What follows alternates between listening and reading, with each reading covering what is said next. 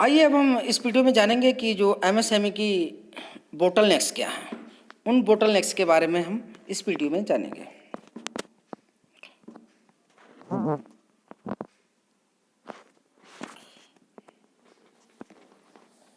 A concerned efforts has been made support to promote MSME in the context globalized competitive world by the implementation of MSMED Act 2006.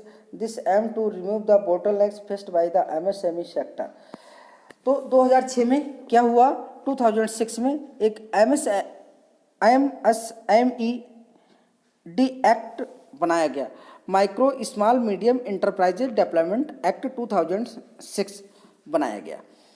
तो इस act का जो निष्पादन, जो इस act को जो बनाया गया, वो ये ध्यान में रखते हुए बनाया गया कि इसमें क्या क्या कमियां हैं, कि जो एमएसएमई है, जो स्मॉल स्केल इंडस्ट्री है, पहले स्मॉल स्केल इंडस्ट्री ही कहते थे एमएसएमई को, अब उसको एमएसएमई कहने लगे। तो एमएसएमई में क्या क्या बोटलनेक्स हैं, तो उन बोटलनेक्स को, उन समस्याओं को, उन बाधाओं को दूर करने के लिए ही इस एक्ट को बनाया गया।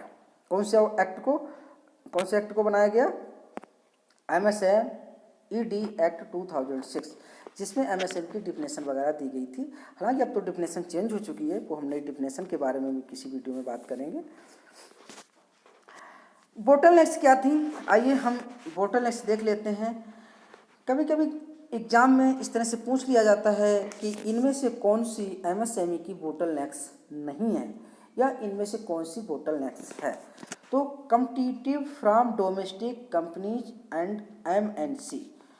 तो सबसे पहले इसकी जो कंपटीशन है, जो डोमेस्टिक कंपनी है और जो एमएनसी कंपनीज है, उनके बीच में एक बहुत बड़ा कंपटीशन का गैप है कि एमएनसी बहुत हाई लेवल पर प्रोडक्शन करती हैं, बहुत हाई टेक्नोलॉजी पे जा रही होती हैं, जबकि जो डोमेस्टिक कंपनीज होती हैं, जो डोमेस्टिक कंपनी हैं, वो इतना अच्छा प्रोडक्शन नहीं कर पाती हैं, इतनी अच्छी टेक्नोलॉजी उनके अंदर नहीं होती है।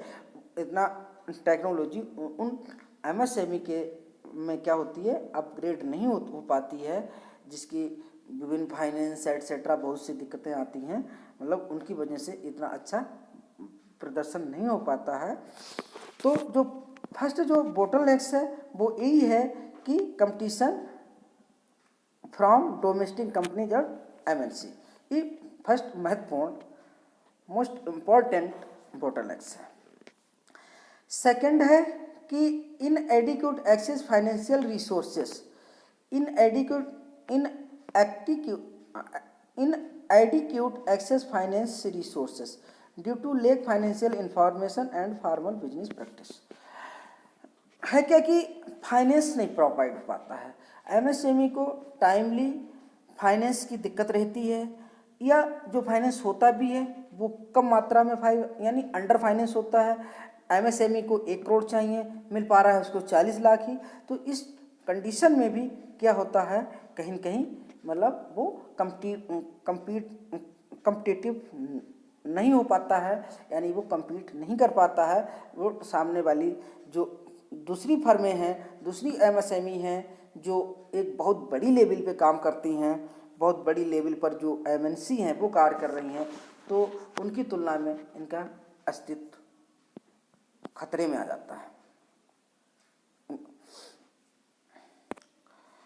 Lack of access inter state and international market, access नहीं है। क्या नहीं है? एक्सेस नहीं है। किसका? इंटर स्टेट और इंटरनेशनल मार्केट। कि उत्तर प्रदेश की कोई चीज़ है वो पंजाब में जाएगी, या पंजाब की कोई चीज़ उत्तर प्रदेश में जाएगी, या उत्तर प्रदेश की एमपी, भोपाल, छत्तीसगढ़, कर्नाटका या अन्य स्टेटों में जाएगी। तो इतनी अच्छी सुविधाएं नहीं हैं ना, बैक एंड जो बैकअप है ना, वो बैकअप इतना मजबूत नहीं है। मतलब गवर्नमेंट की सुविधाएं इतनी अच्छी नहीं है कि जो एमएसएमई यूनिटें हैं, एमएसएमई उनको अच्छी तरह से प्रयोग कर सकें।